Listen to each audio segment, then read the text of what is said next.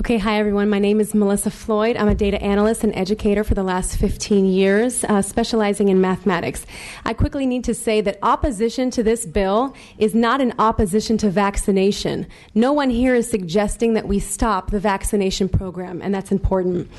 We've heard that AB 2109 is working. We know that vaccine rates are up and personal belief exemptions are down. In fact, in 1 year, they've decreased 19%.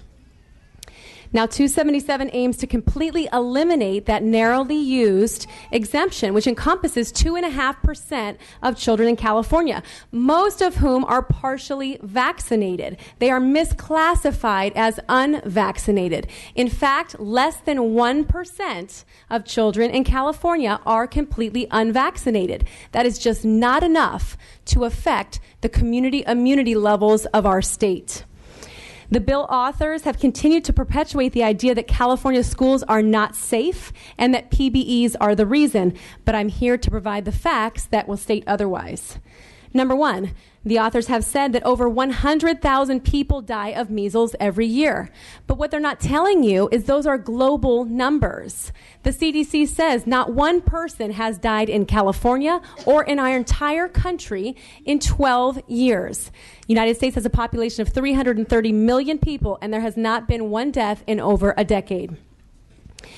Also, measles contagion ratio is 12 to 1. What that means is our first 100 cases should have been 1,200 cases and then would have been 14,000 cases and grown exponentially. But it didn't. And why didn't it? Because our vaccination rates and our community immunity is high. And we have these excellent quarantine measures in place. The outbreak was contained in a number of weeks. There was no public health crisis and certainly no epidemic. You've heard Dr. Gordon testify about pertussis or whooping cough, and only 10% of the kids last year in California were unvaccinated. The reason this is so important to understand is because these outbreaks cannot be blamed on the unvaccinated children, and eliminating that PBE is not going to eliminate the pertussis problem. Let's address this pockets of low vaccination we keep hearing about. The idea of pockets does not take into account the size of schools, districts, or counties. In other words, PBE percentages are all relative. One single unvaccinated child carries different weight depending on the class size. So one student in a class of 100 has a 1% PBE rate, and that's not a cause for alarm according to the authors.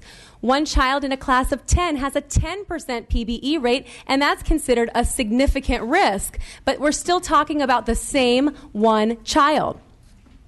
Also, the distortion of data takes these small sample sizes, and what it does is it represents them as data for larger populations and as a whole, which is inaccurate. Important to note, there is no correlation between the PBE percentage rate and the incidence of disease. LA County has a PBE rate of 1.62%. That's very low. And they had almost 30 cases of measles. Marin County, on the other hand, has over 6.5% PBE, and they had 2 cases. The same can be said about pertussis last year. 3 of the 7 counties that had the most cases were over 95% vaccination coverage. So there is no connection here between PBE percents and incidence of disease. Rather, it is random and geographical. I ask you to look at the facts because the facts are clear. There is no public health crisis. Please oppose this bill. Thank you. Next witness. My name is Bianca Lara Amon.